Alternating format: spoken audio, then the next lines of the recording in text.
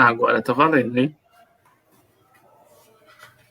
E aí, pessoal, boa noite. Boa noite a todos. Olá.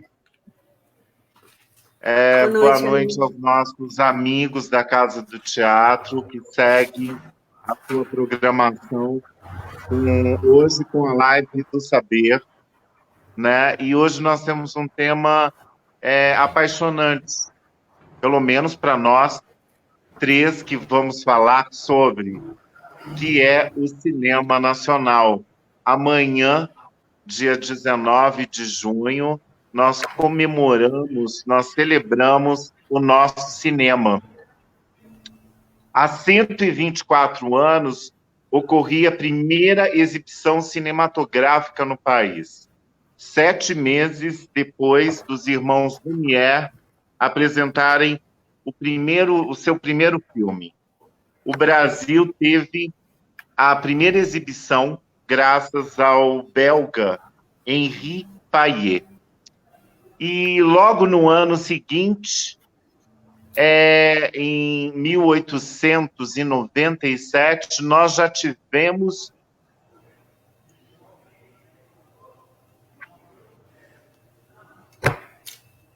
Caiu a lei. Alô? Alexandre?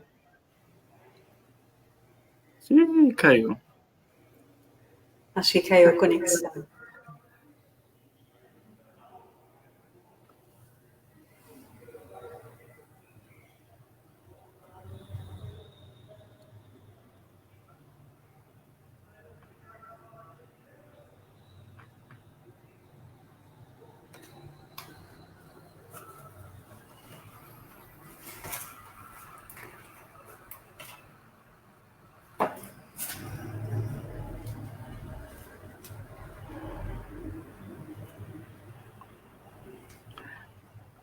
Gente, o nosso anfitrião, acho que ele ficou um pouco fora de ar.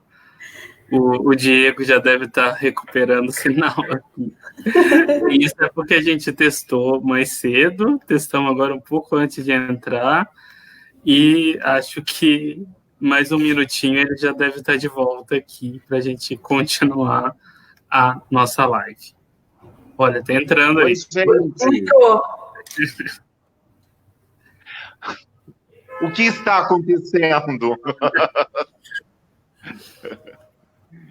Até onde eu falei, até onde eu repito, o que você tinha falado até a hora que você traz a conhecimento que o Brasil, logo em 1896, faz a primeira exibição de um filme e depois, logo em seguida, em 97... nós realizamos o nosso primeiro filme, né? Que hoje, esse filme só tem 24 quadros, tem exatamente isso como o que restou dessa primeira produção. E para falar, vocês já se apresentaram? Não, a gente estava aguardando. Tá certo. E para me ajudar a falar um pouco sobre o cinema brasileiro, nós temos a sinestésica, múltipla e argonauta Jaqueline Durães. Esse trecho do poema da Hilda Hilst combina muito com você, diz muito de você. Fale um pouco sobre você, a sua relação com o cinema, Jaque. Eu sou uma mulher periférica, né? E cresci num lar muito simples, onde os livros, música, não eram habitué nosso na casa. Mas, com o tempo, conforme eu fui crescendo, eu fui tendo oportunidades, conhecendo pessoas, fui morar em São Paulo, na capital, porque eu sou de Ribeirão Preto. E daí a vontade de fazer cinema sempre existiu, mas sempre foi algo muito inacessível.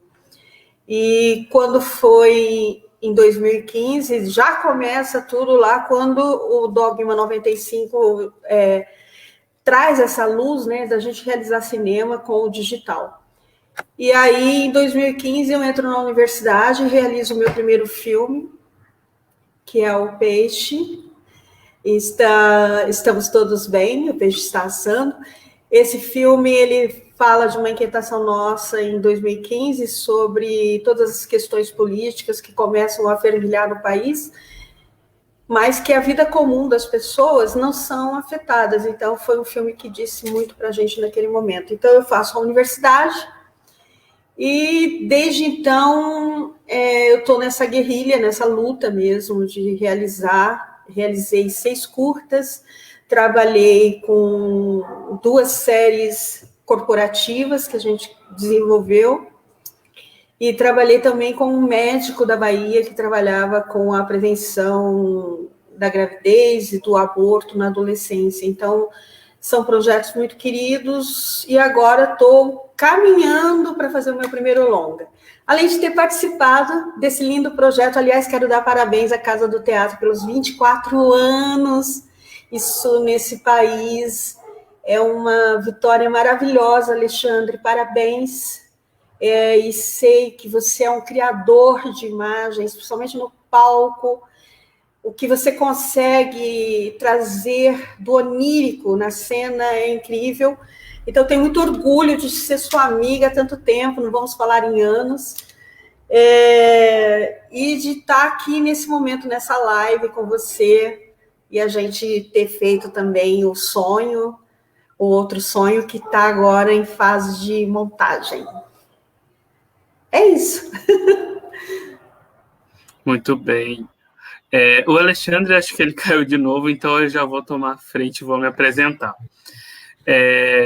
Primeiro que é um pouco desconcertante estar na live do saber, né? Eu me considero sempre em primeiro lugar, um apaixonado por cinema.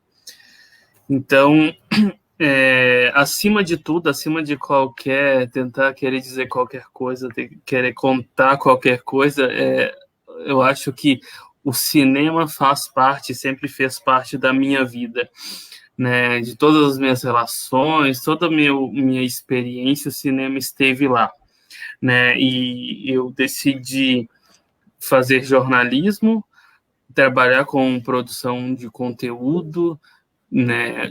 Na parte do cinema eu já atuei bastante, principalmente com a parte do roteiro. Então eu tento sempre trazer o cinema para minha própria vida. Então na faculdade eu já estudei bastante cinema, o meu TCC foi sobre cinema, e gosto de trazer muitos elementos do cinema para outros projetos, né? Seja de textos, contos, podcasts, audiodramas, sempre tento trazer um pouco isso, né? E o cinema, ele, como eu disse, ele é parte integrante da minha vida desde o começo, e acho que vai ser assim até o fim. Voltou, Ale? Ótimo. Bem, voltando à história, eu sou apaixonado pelo cinema. Quando a gente tem oportunidade, a gente até faz cinema, né? Enfim, cria as oportunidades. Eu acho que, na realidade, cria as oportunidades, e como eu tive também, tanto com o Caio como com Jaqueline, a experiência de estar criando juntos, enfim, são 2 pessoas super queridas e que são apaixonadas para falar do nosso cinema. Bem, logo depois desses pequenos quase documentários, porque os primeiros filmes eram assim, pequenos curtas, falando sobre momentos da cidade, enfim, festas, carnaval, principalmente Rio de Janeiro, enfim. Nós começamos a produzir, ter produções grandes, né, como a Descoberta do Brasil, que também faz parte do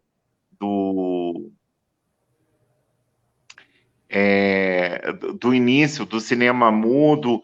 Tivemos filmes importantes do cinema mudo, como O Limite, do Mário Peixoto, que é de 1931, Nós também, em 1931, é considerada a primeira, a Cléude Verbena, a amparense, é considerada a primeira mulher a dirigir um filme, né, O Mistério do Dominó Preto, de 31. Infelizmente, não se tem a cópia do filme, mas como ela, eu tenho a esperança de que, como ela morou tanto na França quanto no Chile, a cópia deve ter ficado justamente em um desses dois países. É possível. É porque nós não tivemos ainda alguém que pesquisasse, tentasse rastrear esse filme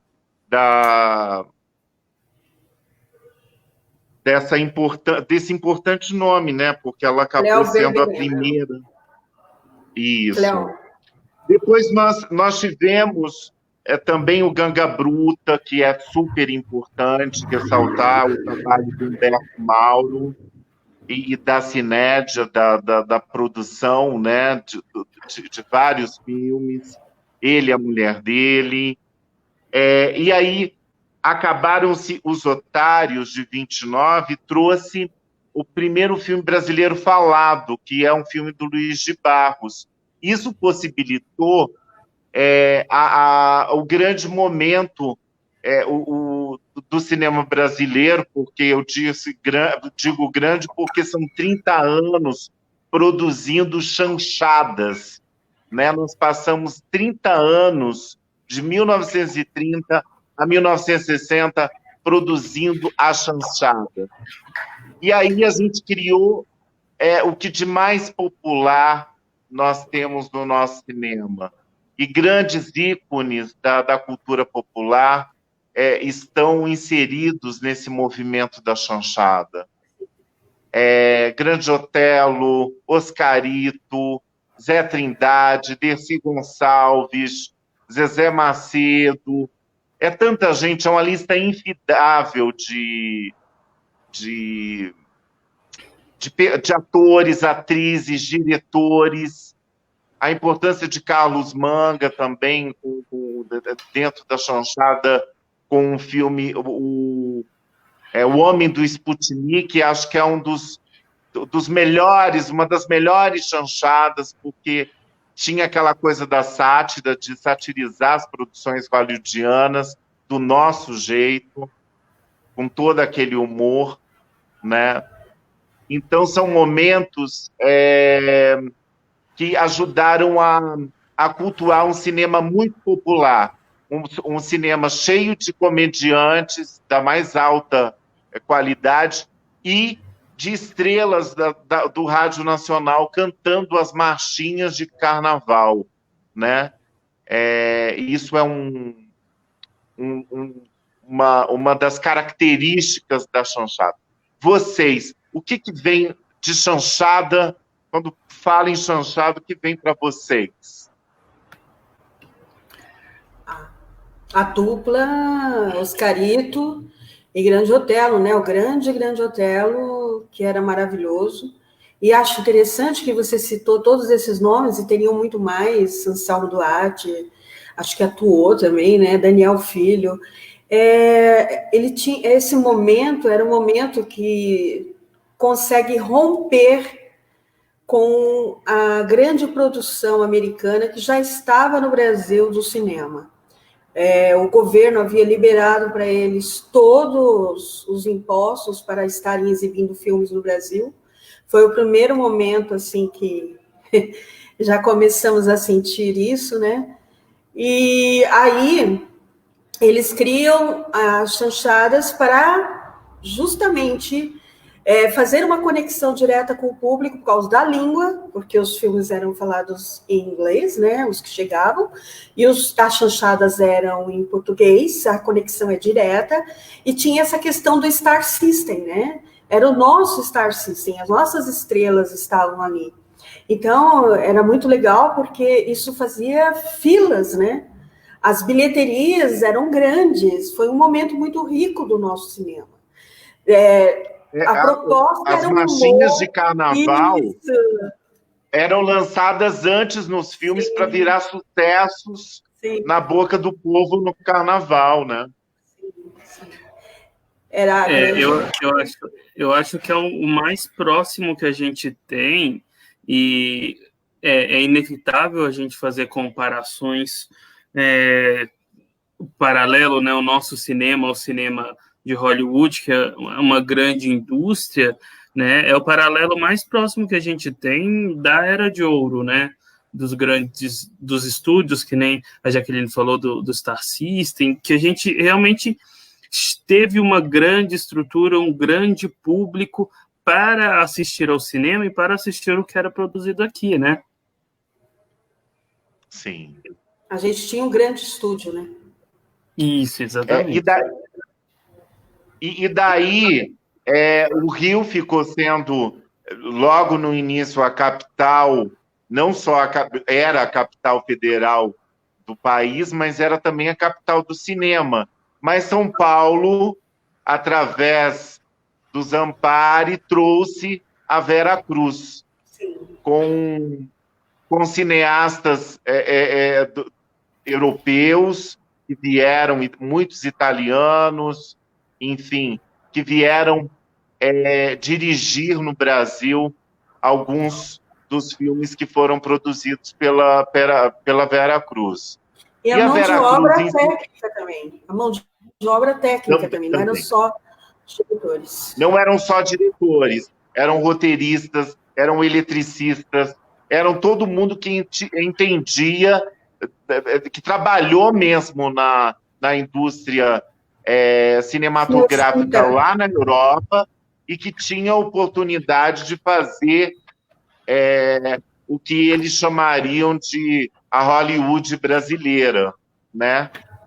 Que também, anos mais tarde, tentou-se fazer isso lá em Paulínia, para que Paulínia se transformasse também numa Vera Cruz, mas, infelizmente, também como a Vera Cruz, ela entrou em falência. Mas antes da falência, tem 2 momentos da Vera Cruz que eu acho que são muito importantes para o cinema brasileiro, que é o filme O Cangaceiro, né, do Lima Barreto, do cineasta Lima Barreto, que conseguiu uma bilheteria no mundo inteiro de 50 milhões de dólares na época, isso em 53. Sim. Né? Mas, por conta do contrato, né, Jaque, nós não recebemos o din-din. Eu acho... Desculpe. Foi só para complementar que, além da arrecadação, né, foram mais de 80 países, né, que o filme circulou, né? 80 países, ganhou o prêmio de filme de aventura em Cannes, né? Sim, sim. Na época. Mas por conta do contrato, de fato, nós não ganhamos. Quem ganhou o dinheiro, como sempre, foram os gringos. E os distribuidores, né? Eu acho que a gente ainda está pecando nisso ainda, de entender que nós somos um mercado muito interessante para o audiovisual, que foi uma coisa que os americanos entenderam desde cedo, e não tenho nada contra o cinema americano, viu? É só uma questão de também mapear por que a nossa história com o cinema vive tendo esses breaks, né? Estando na mão de pessoas que manipulam, que podem a qualquer momento deter o poder e tal, e quebrar, né? Foi primeiro um acordo para também liberar as entradas dos filmes americanos, e depois com o AI-5, novamente, os americanos estavam aqui, e depois, agora, nesse novo governo, quando colocaram alguém da Netflix no Conselho do Audiovisual Brasileiro, mas eu nem tenho hoje como está essa situação, porque nós estamos num momento tão crítico, com tantas questões sendo demandadas, que eu realmente não acompanhei. Mas É uma coisa para se observar, né? Nós somos um território enorme. Por que não funciona, né? Por que o brasileiro não se identifica com o seu cinema? É porque ele não gosta de se ver, porque ele não gosta de se olhar. A psicanálise também explica um pouco essa dificuldade, mas a gente tem que cultivar isso, cultivar essa nossa, tirar de uma vez por todas essa síndrome de vira-lata que o brasileiro tem, e olhar para o seu cinema e pensar nele como ele é, uma diversidade cultural, né? Uma força brutal mesmo, porque nós somos um continente, né? Nós temos a extensão de um continente. São vários países, são várias regiões que a gente tem dentro desse país, são várias realidades. E nós já tivemos prova. Oi? Os sotaques, as palavras, né? São várias. Sotaques, né? Uma coisa que a gente até estava conversando mais cedo e voltou agora, é essa questão da identidade, né? Talvez a nossa melhor característica, que seja essa miscigenação, também seja um dificultador para a gente ter um pouco esse nosso autoconhecimento, né? Nós somos tantas coisas que, às vezes, não é simples ser brasileiro, não é simples conhecer a origem do brasileiro. E acho que o cinema, a construção do cinema, né, e o que a gente falou da construção regional do cinema, ela também está presente nisso, né? A gente se identifica, essa busca por identificação, ela é nossa parte, ela sempre vai fazer parte, né? No cinema, na literatura, na música, e na gastronomia, e em tantas outras nuances, né? Não exclusivamente no cinema. É interessante isso que ele está falando, mas eu só quero dizer que isso não é uma característica nossa só. Nós hoje vamos falar de Brasil, mas isso é uma característica humana. E hoje, à tarde, nós falamos do Tarkovsky, né, que ele identifica isso também com a questão do cinema dele, e não só dele, mas dos cineastas dele, do povo dele, né, do país dele, que é essa coisa da pessoa, do público, não querer ver a si mesmo. Ele quer ver um super-homem, ele quer ver uma inspiração no cinema. Então, isso é um incômodo humano, bem identificado, viu, Ale? Quando você diz que a psicanálise explica. Mas a gente precisa falar de nós, precisamos entender a nossa realidade para que a gente consiga transformá-la.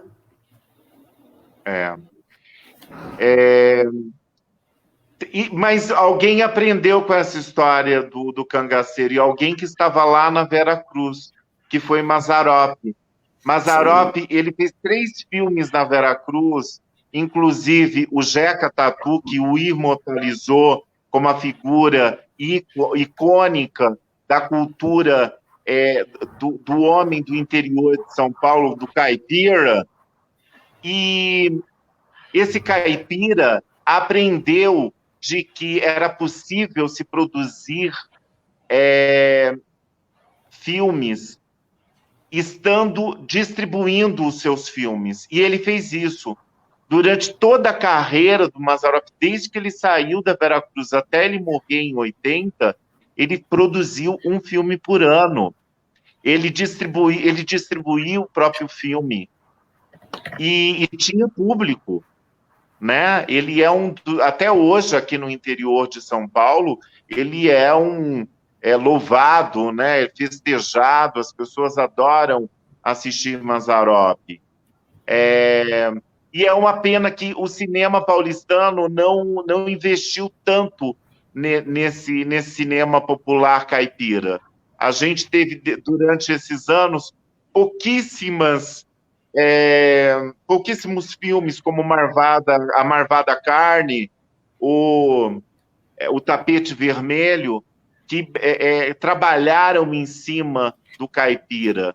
mas eu acho que até hoje é uma falha, principalmente do cinema paulistano, de não investir nesse filão que a gente conseguiu com o Mazzaropi, dessa conquista popular que o Mazzaropi fez. Você só para acrescentar uma coisinha, você pegou uma coisa nessa sua fala que eu estava pensando e fazendo uma reflexão mesmo, né? É realmente, às vezes, impressionante como a gente... E o que a gente estava falando aqui antes, que a gente não, né, às vezes também, né, quer ver o super-herói e tudo mais, e as nossas, aqui na nossa região, né, do Circuito das Águas, e outras regiões do interior do estado de São Paulo, de Minas e outros estados, né, a gente não tem essa produção. Nós temos cenários incríveis, cenários maravilhosos, nós recebemos produções, né, Monte Alegre, em 2016, foi cenário de um filme premiado internacionalmente, é cenário de comerciais, e às vezes, que nem você falou, parece mesmo que a nossa cultura não é contada, né? O interiorano realmente não é mostrado. E outra coisa, só para a gente avançar, o que você falou também do Mazzaropi, né? Essa coisa do jeca simples, do interior, o caipira, mas a questão da distribuição é tão importante e talvez a gente ainda não tenha aprendido com ele, né? Que é o que a gente comentou cedo, que a distribuição é uma das grandes dificuldades do nosso cinema. Sim. Já que você quer complementar alguma coisa, Mori?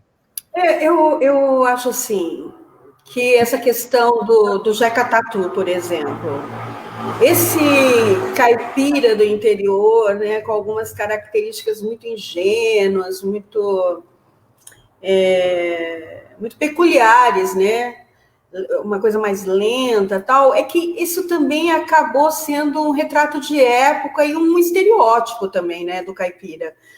E é uma coisa mais romantizada, né? Que teve seu valor. Eu acho que hoje, claro, as histórias no interior, eu mesma, no momento, estou trabalhando num roteiro que é uma menina de 17 anos no interior de São Paulo. Mas não é mais... Eu acho que foi uma época, talvez, uma releitura, eu não sei, não é o meu perfil, mas...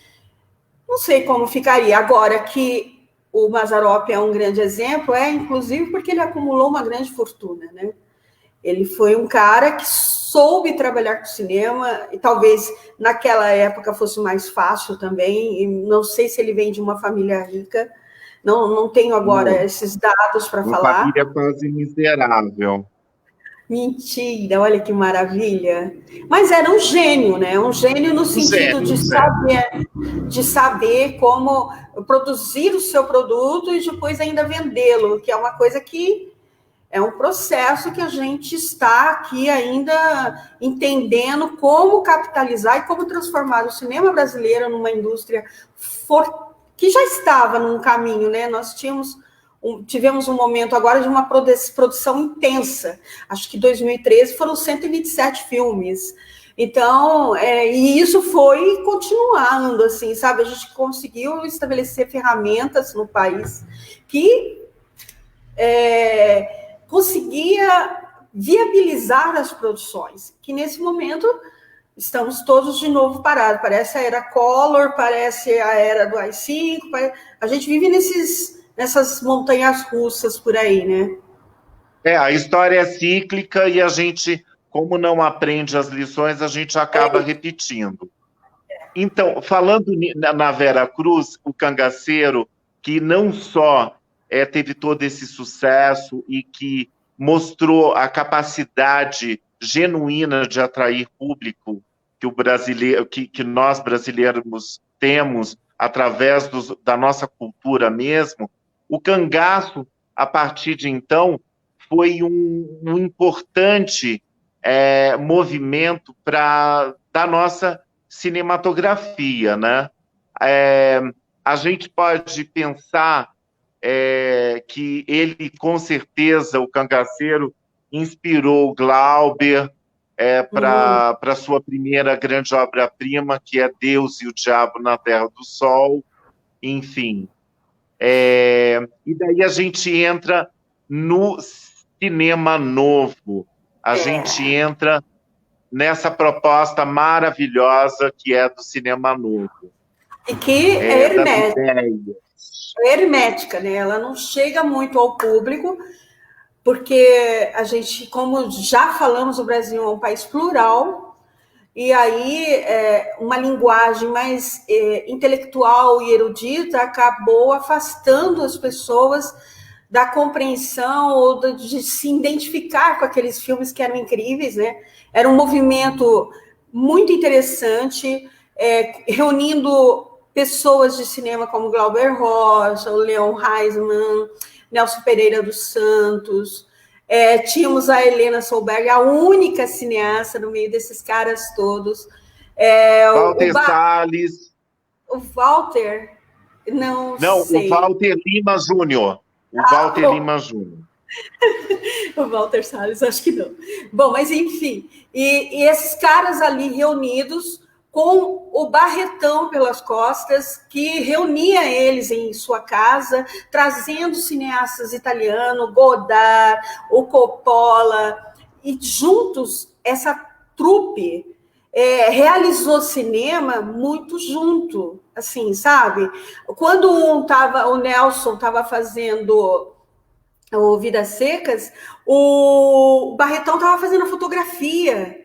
E aí, essa fotografia, que é um marco do nosso cinema, é um filme que a fotografia foi todo em PB, né? E esse PB tinha que ter uma coisa estourada, porque era o calor, né? E nós aqui no interior de São Paulo sabemos o que é esse calor, que ele é quase matéria. E essa luz que estourava é que criou essa obra-prima, né? Porque era toda uma proposta deles e que ganhou o mundo. Eu queria ler alguma coisa aqui sobre esse cinema, que às vezes ele é tão mal entendido, mas é rapidinho, Alê, posso? Por favor. Em 65, o Glauber escreveu assim: sabemos nós que fazemos estes filmes feios e tristes, estes filmes gritados e desesperados, onde nem sempre a razão falou mais alto, que a fome não será curada pelos planejamentos de gabinete e que os remendos do Technicolor não escondem, mas agravam seus tumores. Assim, somente uma cultura da fome, minando suas próprias estruturas, pode superar-se qualitativamente. E a mais nobre manifestação cultural da fome é a violência. Uma estética da violência, antes de ser primitiva, ela é revolucionária. Eis aí o ponto inicial para que o colonizador compreenda a existência do colonizado. Então, você vê, ele levantava questões para desmistificar essa coisa de que lá fora é melhor e tal, mas que a gente tinha que voltar para dentro, que a gente tinha que nos enxergar para que a gente conseguisse entender esse Brasilzão nosso, que é tão rico, né, culturalmente, e aí também sem romantizar, né? Deixar entendermos que não podemos ser ingênuos. E isso o Bacurau faz muito bem. Quando o Bacurau, você começa o filme de Bacurau, né, que eu acho que respinga ali, né, como respinga na Fernanda, no filme do Walter, em Bacurau, desde que você começa a ver o filme, tem aquele Museu do Cangaço, toda hora, Museu do Cangaço, e ninguém quer ver o Museu do Cangaço. No final, você entende que aquele museu... Que é uma realidade brasileira, ninguém está aí com os museus, né? Não, com a sua memória. Isso.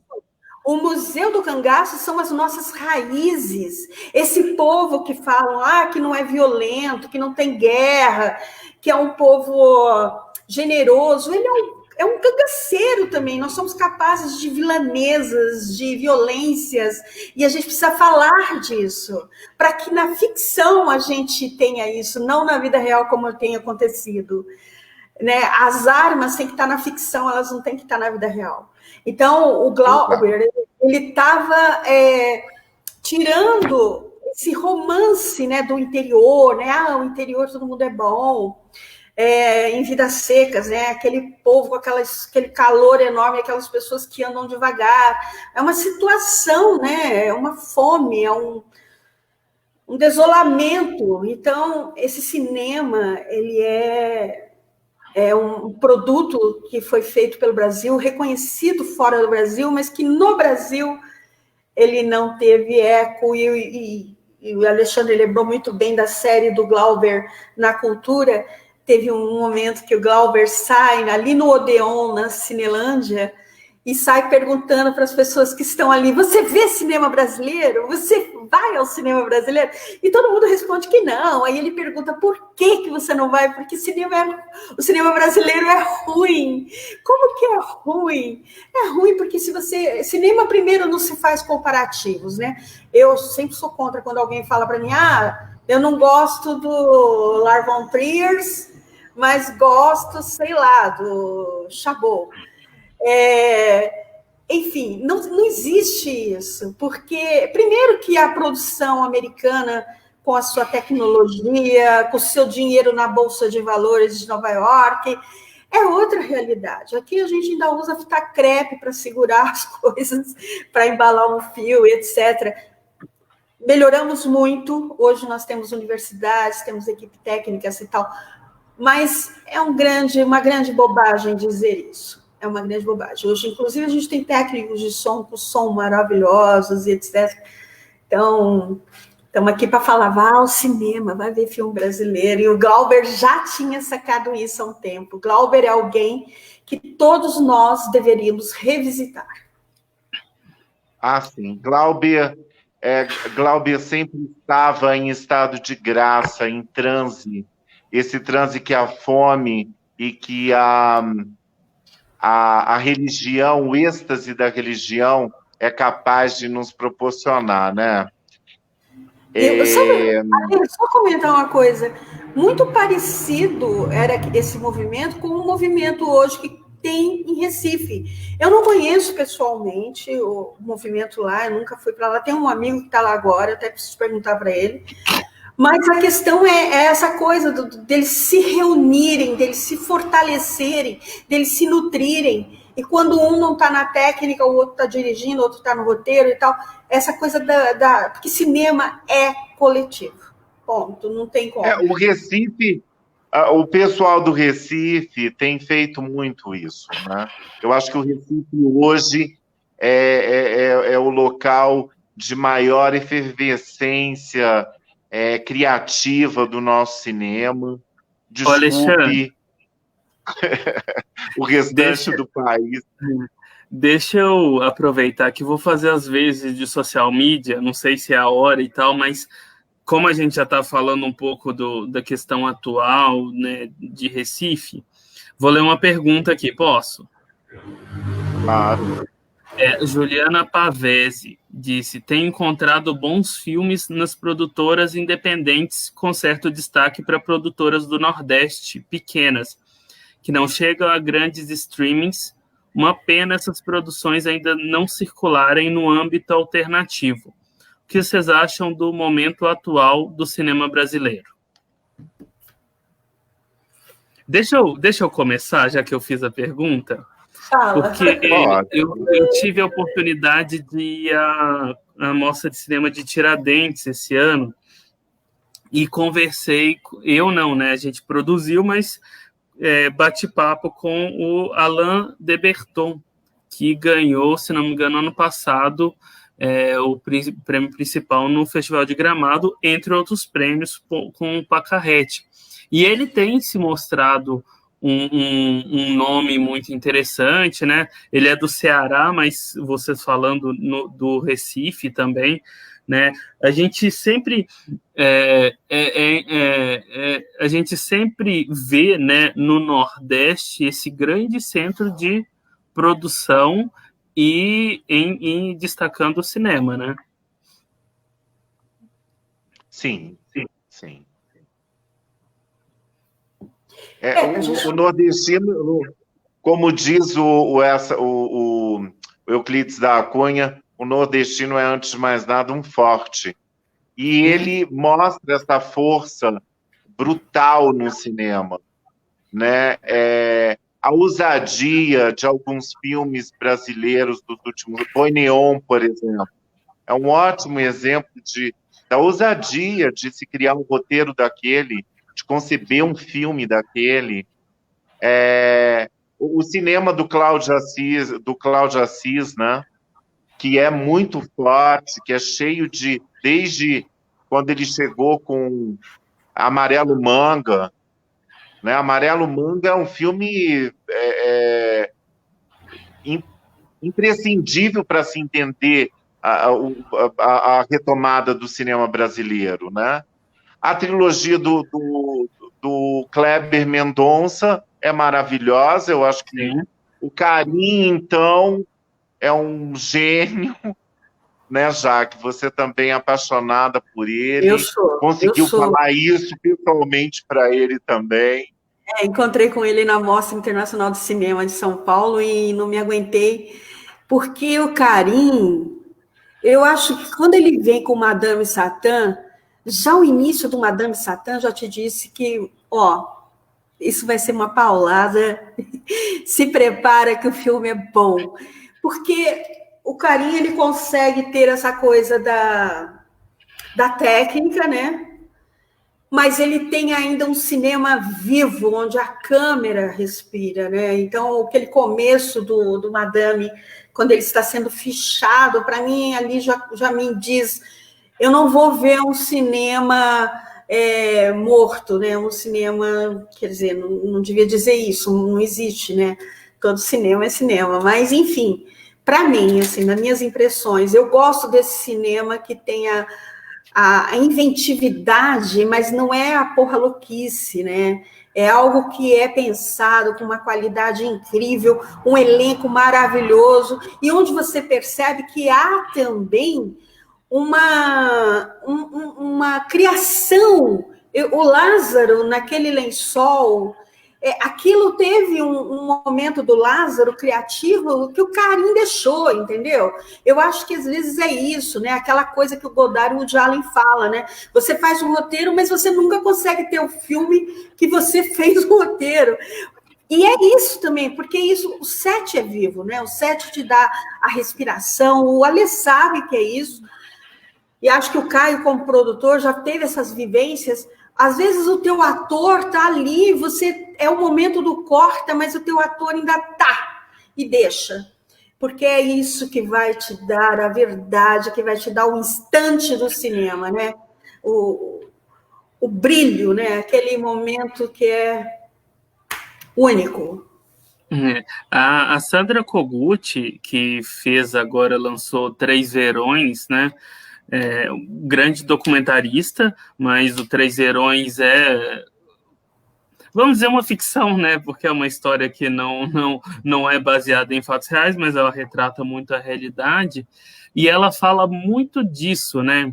Da sensação que as pessoas, que ela tem com a atuação, com o cenário, e ela busca muito uma atitude de não intervenção na cena, né? Então, esse momento que você falou do corta, ela não dá, né? Então, ela deixa sempre fluir, que é uma característica dela, mas uma coisa que é o que você falou do set mesmo, né? Que nós falamos cedo também, a gente estava falando de roteiro, né, que o roteiro começa de um jeito, depois é outro, e depois é outra coisa, e no final tem 20% do que você escreveu. E é isso, filmar, trabalhar com cinema, e aí eu falo que não exclusivamente com o cinema, mas com qualquer questão, qualquer produto audiovisual, você está construindo não é o roteiro, né? A construção, ela é constante, ela é na pré, ela é durante, ela é pós, e a interpretação, e principalmente pegando filmes, né, como a gente falou, do cinema novo, por exemplo, a interpretação que a gente tem hoje, ela muda com o nosso amadurecimento, né? Então, o audiovisual nos permite isso, e a gente também tem que se deixar levar nessa questão para que o cinema, né, que é o nosso caso hoje, seja uma construção constante, né? Não seja um produto finalizado e pronto e acabou, né? Eu queria só acrescentar uma coisa, que o roteiro, ele é essencial. Eu sou roteirista, quando filmo, eu sou cinema autoral, mas também estou aberta para filmar projetos de outros, terceiros, mas o que eu digo quando o roteiro vai além, se o filme vai além, ou para pior ou para melhor, é que também às vezes você propõe a cena, você organiza o cenário e o teu ator te dá mais, ou a tua técnica te dá uma luz perfeita, e você fala, esse instante é o drama. Eu preciso explorar isso, né? É o momento, é a luz certa que a minha atriz vai caminhar e eu vou ter tem um signo ali, tem uma significância. Eu não consigo esquecer a Ana Mulaerte, né, contando, quando ela estava preparando a Que Horas Ela Volta, e que a Regina Casé não conhecia a atriz, nem a atriz conhecia a Regina, essa que faz a filha dela. E quando ela foi para prepará-las, ela colocou uma numa banheira e a outra do lado de fora da banheira, separadas por uma cortina, e pôs elas para trabalharem esse texto, para terem porque elas não se conheciam enquanto personagens também. Então, essas delicadezas, né, que ajudam não numa verossimilhança com a realidade, não é disso que eu falo. Eu falo daquela imagem, daquele instante que você fala, uau, né? Você fala, como assim? Mas eu acho que isso só o Kleber Mendonça em Aquários, quando ele deixa a Sônia, acho que está deitada no sofá da sala, a empregada está na cozinha, e o vento que entra pela janela fecha a porta e separa as duas. Né? Eu não sei se aquilo foi de propósito, eles colocaram ventilador, eu acho que não. Eu acho que havia um vento ali, tanto que cai aquele tecido de proteção de edifício, que cria uma imagem maravilhosa. Então, esses momentos, essas imagens, né? Desculpa. Eu acho que Glauber, o transe, ele nos dá até hoje, esses momentos são os momentos que nós estamos em transe, esses momentos que nós estamos no agora, no aqui e agora, e aproveitar isso, porque o roteiro também, nesse momento, já é passado, né? Já se escreveu. Agora, aproveitar esses pequenos sinais que você tem do elenco, daquele coletivo que está contribuindo para a sua obra, né, é muito importante.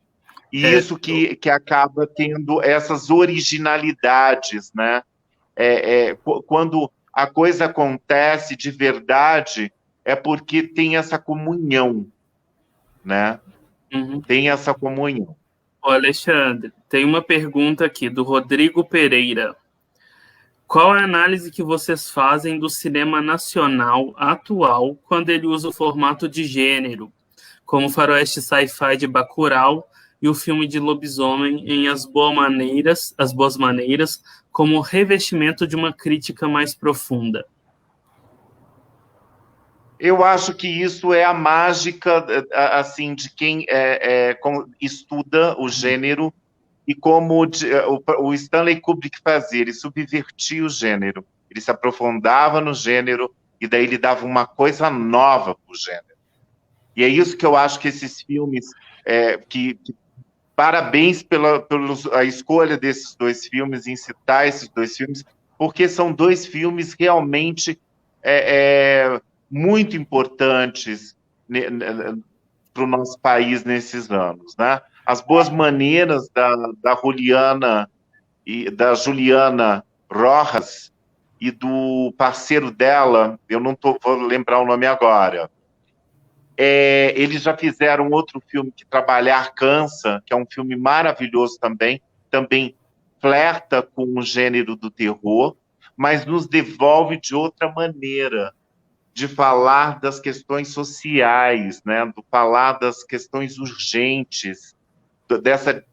Bem, Bacurau vai mais além, porque como trabalha uma distopia, e a gente, nessa quarentena, estamos em uma plena distopia, praticamente, então ele quase que previu aonde a gente ia entrar. Então, mas isso é maravilhoso, né? Agora, sobre a pergunta da Ju, a dificuldade da distribuição é a gente realmente ficar pesquisando, gente, pesquisar quais filmes que... Porque filme nacional é o seguinte, se não tiver, nas 2 primeiras semanas, uma boa bilheteria, ele sai de cartaz. Então, quando a gente vê um bom filme brasileiro que vai entrar em cartaz, tem que instigar os amigos, a todo mundo a ir assistir, né? Porque é muito importante a permanência para mais pessoas terem oportunidade. O querido Brás Domingues de Oliveira está perguntando: e Terra Estrangeira? O Walter, agora sim, o Walter Salles, com a maravilhosa Daniela Thomas. Aliás, os 2 filmes da Daniela, solos dela, Vazantes, E Banquete. e o filme que ela fez... Hã? Banquete. E o Banquete. Que maravilha, gente! Que banquete orgástico foi aquele, que interpretações... Não, é verdade, são interpretações absolutamente que os atores levaram uma coisa meio oficina para o set, que foi uma interpretação libidinosa, provocante, né? Retrato apaixonante. Da burguesia, né? Contemporânea. Tirar da burguesia, sem pudor. Sem pudor. E, inclusive, como é baseado em fatos reais, a gente sabe até os nomes verdadeiros de quem está sentado à mesa. É bem isso. É bem isso. De uma maneira muito corajosa. Mas Terra Estrangeira é um filme que foi muito, muito importante na retomada do cinema brasileiro. Aí a gente está dando um espaço que, depois do cinema novo, a gente teve a pornô chanchada, teve os filmes Udigrude, os filmes experimentais, super importantes, cineastas como Sganzella, Tonati, enfim, muita gente. Ô, Alexandre, deixa eu só dar um adendo aqui, mandar um abraço para o Pablo Stanislau. Ele fez jornalismo comigo, se formou comigo, e o TCC dele, a gente não vai ter tempo para falar sobre esse movimento aqui, mas o TCC dele foi sobre a pornô chanchada, né, analisando os filmes que até então eram as maiores bilheterias do cinema, né? Mas continue. O que tem, antes da gente chegar no Terra Estrangeira, só para a gente continuar com essa linha, o que vocês têm a dizer sobre a nossa pornô chanchada? Bom, eu tive aula com Carlão Reichenbach lá na ECA, na USP. Carlão estava lá nesse momento. Muitos cineastas foram para a Boca do Lixo produzir. Ele diz, inclusive, ele tinha um filme dele que se perdeu, que ele amava, mas que ele diz é que aqueles filmes também, em algum momento, passavam informações, eram meios de comunicação também. Agora, são machistas pra caramba, né? Nossa, a mulher ali... É um objeto. É um objeto de... Enfim, e eu acho que não era nenhuma coisa consciente, era um status quo da época, a mulher ser esse objeto, objetificada, né? Ou então, pelo olhar masculino, né? A mulher sempre estava atrás do dinheiro, traía o marido, tinha amante mais jovem, ou vivia atrás do carro, sabe essas questões assim que é uma pena, né? Porque cria um mal-estar e cria um inconsciente coletivo que toda mulher trai outra mulher, que a mulher não é amiga da outra, que a mulher vai pegar o marido da outra. Sabe, é muito triste. Ou seja, a indústria machista, a indústria machista se aproveitando da indústria cinematográfica para proliferar. Mas ali acho que não era consciente, era uma coisa de... Era isso, entendeu? Era o contexto, né? Era o olhar que se tinha para a mulher. Agora, tem alguém até falando aqui, o ciclo da porno-chanchada no cinema nacional, que começou em meados de 70 e 89, teve um papel de extrema importância para o crescimento de outros filmes brasileiros. Sim, e é algo que a gente estava falando hoje, da questão do Minha Mãe é uma Peça, né? Que o Alê tem algumas questões, e eu falei para ele assim, cara, é muito bom, porque é cinema também, e com dinheiro, e dali se faz outros projetos, a diretora vai fazer outros projetos, os atores vão fazer outros projetos. Então, e outra, é um cinema divertido, então a gente não pode também... É gênero, né? A gente tem que ter faroeste, a gente tem que ter terror, a gente tem que ter ficção científica, a gente tem que ter... Sabe, é importante... Eu confesso a minha dificuldade com Paulo Gustavo, talvez seja uma inveja, talvez seja um mal olhado, mas é que assim, o que acontece é que há filmes tão interessantes como A Vida Invisível, do Karim, né? Que é um filme que eu acho que esclarece sobre o machismo, é um filme anti-machista, é um filme que é perfeito para as mulheres se reunirem na família para estar assistindo. Eu acho isso. Eu gostaria muito que a minha mãe e as minhas irmãs assistissem juntas, e a minha sobrinha, esse filme, porque ele esclarece uma geração, ele faz ele faz um retrato muito contundente das nossas mulheres, das mulheres de uma época, assim, das nossas avós, que foram praticamente violentadas em suas noites de núpcias, né? Voltando nisso, você falou há pouco tempo, né? Essa questão do Karim, você falou que as pessoas não gostam de se ver retratada. Quando eu fui ver A Vida Invisível, eu fui numa sessão das 3 horas da tarde, que é um horário que eu adoro ir ao cinema, e vou no Cine Lupo, em Araraquara, e lá, quando tinham poucas pessoas, poucos gatos pingados, assim, mulheres, homens e tal. Na cena da noite de núpcias, as pessoas começaram a sair do cinema. Porque, eu não sei, ou elas acham que o Karim exagerou, porque elas não têm essa dimensão da situação toda, ou ficaram incomodadas mesmo, porque é uma bela cena. É uma bela cena. Causa. Eu, que sou da área, fiquei assim, sabe? O filme todo é muito delicado, mas é de um desolamento, né? De uma impotência diante de tantas normativas de comportamento, de estado de como que se deve ser, o que deve ser, e aí separa-se duas irmãs por causa disso, sabe? Então, o filme é incrível, o Karim sempre se supera, né? Com suas imagens, com suas histórias, incrível. Desculpa, mas eu tinha que falar essa minha vivência pessoal de ver as pessoas saindo da sala.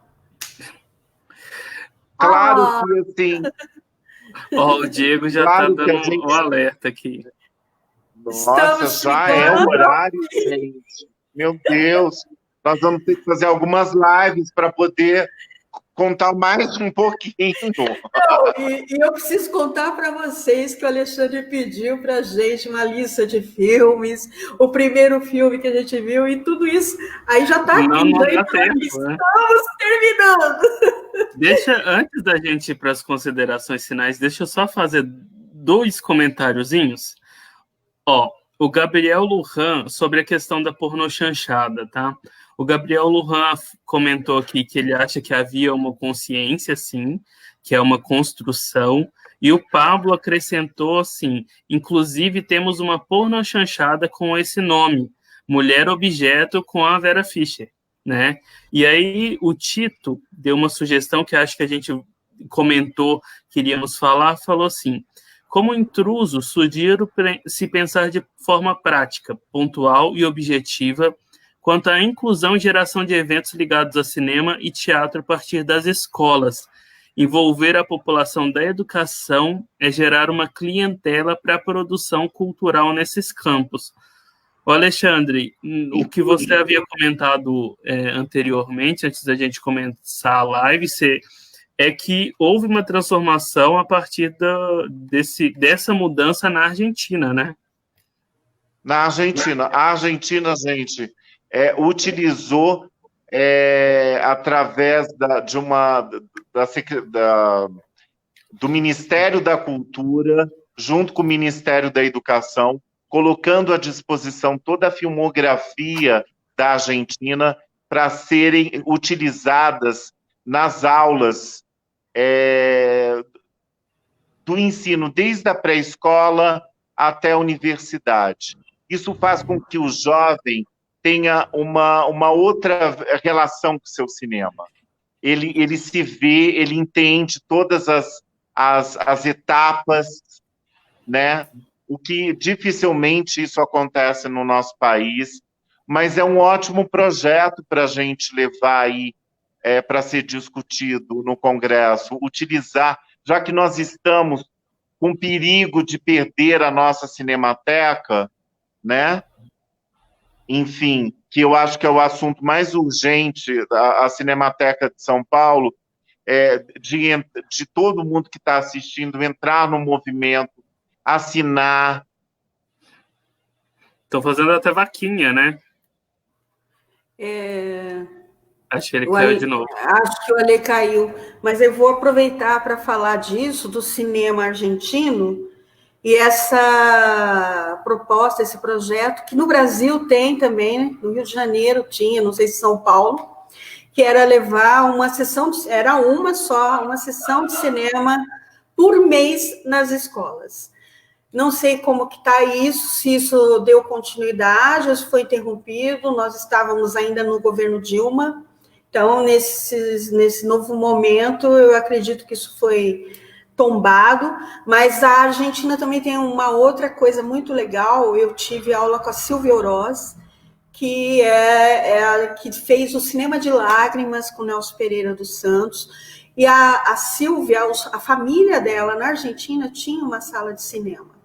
O que aconteceu? O governo pegou essas salas, subsidiou elas continuam exibindo filmes, e tem, sei lá, não sei se é um dia ou sessões da tarde, que são só filmes nacionais a custos, assim, sei lá, R$2, R$3. Então, a pessoa tem acesso, na Argentina, nessas salas de cinemas de rua, porque Isso foi uma coisa que aconteceu no mundo inteiro, não foi só no Brasil. Os cinemas de rua praticamente desapareceram. Então, lá na Argentina, com essa questão da lei de proteção ao cinema nacional, eles têm as salas ainda onde exibem filmes nacionais deles a preços assim de R$ 2, R$ 3. E a França também é um país que tem uma lei muito forte. Eles conseguem ainda ter 40% do público deles nos filmes nacionais, porque eles têm uma lei de proteção, não pode, tem uma cota de filmes americanos ou de outros lugares para serem exibidos.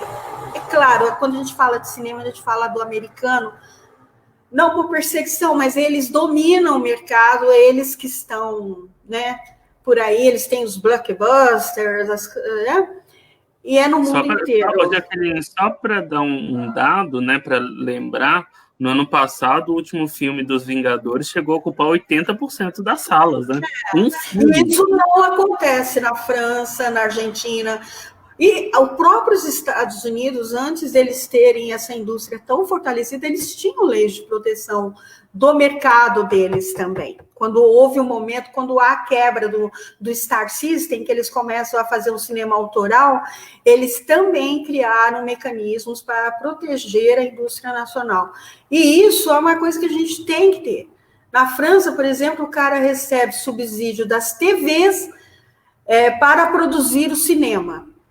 Esse subsídio, por exemplo, eu recebi uma verba para produzir o meu projeto.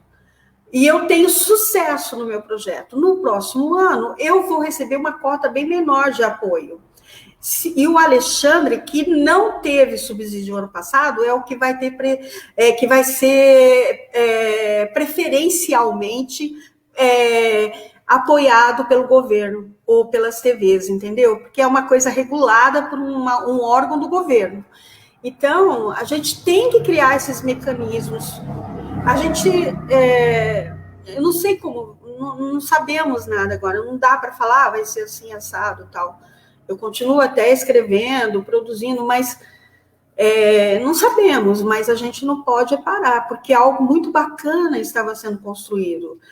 E era um momento que abria para pessoas que ainda eram baixo orçamento, que era o primeiro filme longa, etc. Então, a gente tem que lançar aí uma campanha. E a Cinemateca, né? Cinemateca Sem a Cinemateca, muitos dos nossos filmes, inclusive o filme que o Alexandre falou da Creu Verberena, pode ter virado vassoura, gente. A película vira vassoura.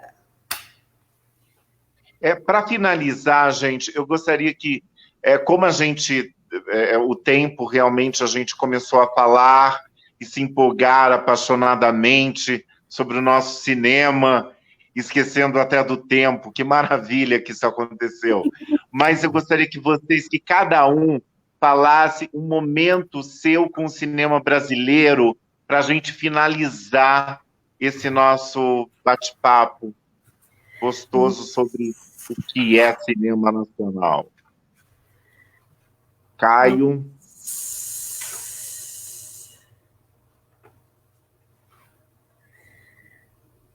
Ai, meu Deus. Bem, enquanto eles pensam, eu vou falar o meu. Eu ia falar de Central do Brasil, mas eu quero, na verdade, homenagear Carla Camurati com Carlota Joaquina, Princesa do Brasil. Porque depois da Era Collor, que foi pior do que essa do mentecapto do nosso presidente atual, que destruiu o cinema, destruiu o Embrafilme, não tinha produção, nada. A Carla Camurati, ela ressuscitou o cinema brasileiro com a história do Brasil, com Carlota Joaquina, Princesa do Brasil. Ela fez 1 milhão de espectadores num trabalho como Mazzaropi, como vários outros, de formiguinha. Ela ia nas capitais, fazia com que as pessoas se interessavam, trabalhava com as escolas para poder ir assistir os filmes. Enfim, gente, Nós retomamos e conseguimos todos os nossos prêmios no ano passado, em Cannes, enfim, por conta desse movimento que iniciou com Carlota Joaquim. Então, minha homenagem de hoje vai para Carla Camurati. Carlinha, muito obrigado pelo que você fez pelo nosso cinema. Já que você homenageou uma mulher, eu vou homenagear um homem. Eu vou homenagear um documentarista, o Eric Rocha, que fez um longa-metragem que se chama Cinema Novo, mas não é deste filme que eu vou falar. Eu vou homenagear o ator Paulo José, que está no filme do Eric Viana. É um documentário sobre o trabalho do Paulo, que são todos os Paulos do mundo, e é um belíssimo filme documentário, é um cinema de arquivo, com algumas cenas, é um cinema de arquivo com cena real, e é fantástico você ver Paulo José lá, desde o Sul até seu trabalho no Rio, São Paulo, de uma intensidade, de uma entrega desse ator, e com momentos lindos que a gente revê de Inês Fati e outras pessoas lindas. E uma coisa que eu num curta meu, que é o Cidade em Transe, eu pus minha atriz muito para correr, porque era um momento que a gente estava precisando de correr mesmo. E nesse filme você vê o Paulo correndo o tempo todo, a energia. O Cinema Novo, ele tinha isso, né?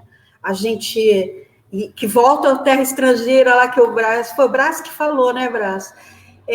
Que essa coisa da desolação, né, dessa falta, né, que a gente tem de referencial e de como somos tomados reféns em situações absurdas de tirania, situações como essa do Collor, né, que tira o dinheiro de poupança da classe média, da classe pobre, que era o momento que todo mundo guardava dinheiro na poupança, minha avó guardava. Então... Aliás, é o estopim do Terra Estrangeira, né, Jaque? Respondendo o Brás, que ele perguntou, e Terra Estrangeira? Mas eu estou falando do a partir disso. Aquele navio encalhado somos nós. Aquele navio encalhado somos nós, aquele não saber para onde ir. Mas eu só posso dizer que a gente tem que ir. A gente tem que continuar, tem que acreditar e tem que realizar. É por isso que a Casa do Teatro está fazendo 24 anos, é por isso que eu, mulher, sem grana, realizei 6 filmes, realizo e estou aí na luta, e é assim que a gente vai conseguir, porque nós somos brasileiros, e esse país é um lugar de mentes incríveis, de pessoas incríveis, apesar de terem nos imposto o José Catatu, as coisas todas que nos impuseram, que nos faz menor, a gente é um país incrível com gente maravilhosa.